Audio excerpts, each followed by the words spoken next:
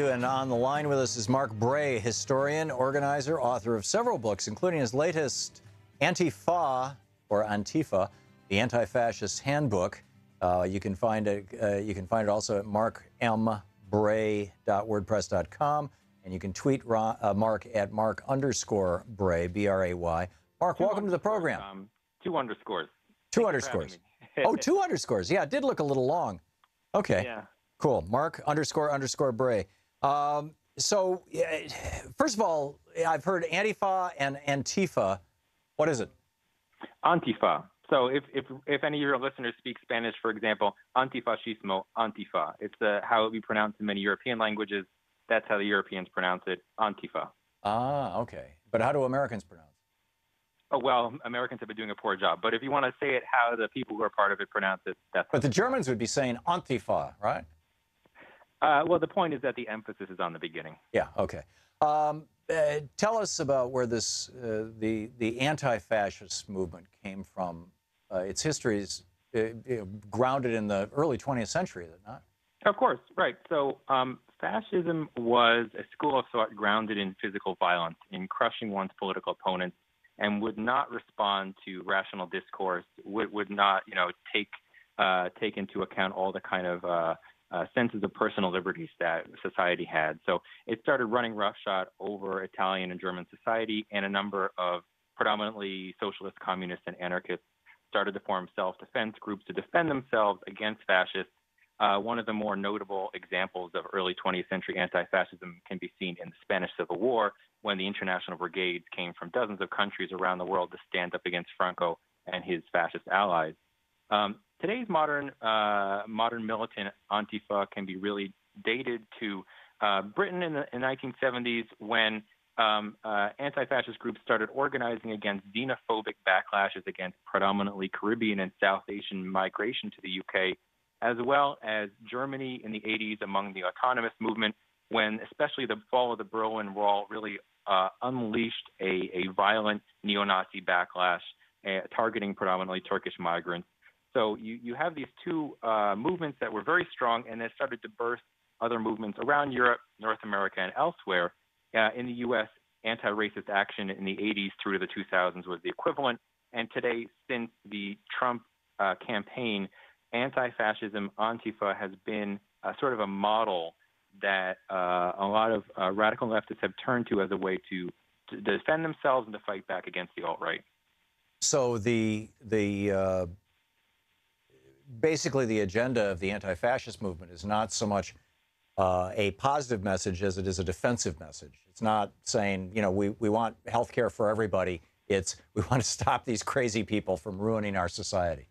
Well, I mean, the people who compose these groups, of course, are also leftists who have a positive agenda of social transformation. But right. in the context of Antifa, the thing that brings them together is this specific task. Right. And what is the state of this movement right now in the United States, and what's the state of the fascist movement for that?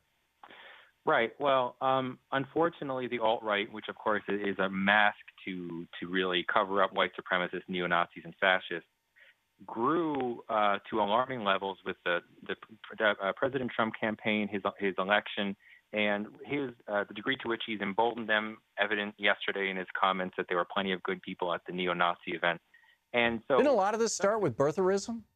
I mean, with just white backlash to a black president.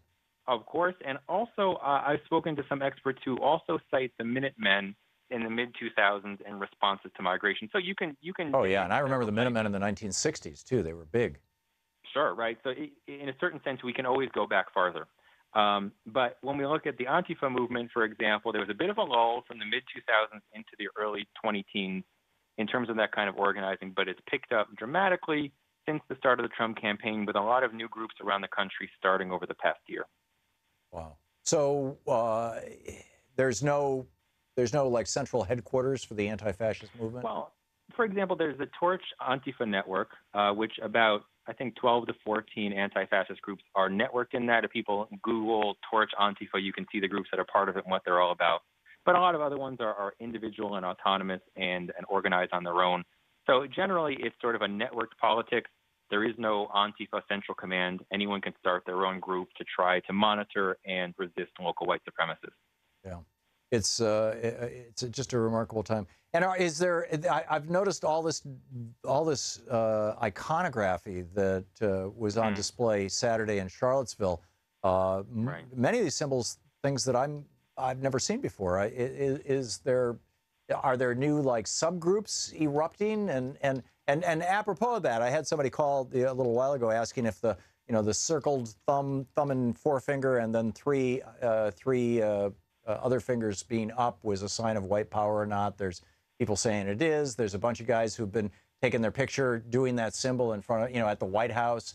And then there's other people saying, no, it's just a hoax that 4chan created. But on the other hand, if they think that it means white power, then doesn't it mean white power? And what's the deal? What's going on here? Yeah. Well, as far as the latter comment, if they think it means white power and they're doing it in this context where they're white supremacists, it means white power. If you spell a WP with your fingers and take a picture, it means white power. As far as the left symbols, some of the more common ones are a double flag, often one being red, one being black, which originally dates back to the anti-fascist action groups of Germany of the early 30s, but was revived in Germany in the 80s and 90s. Another is three arrows pointing downward and to the side, which originated with the Iron Front against fascism once again in Germany and has been revived subsequently. So that shows the kind of historical continuity that anti-fascists see with their struggle over time.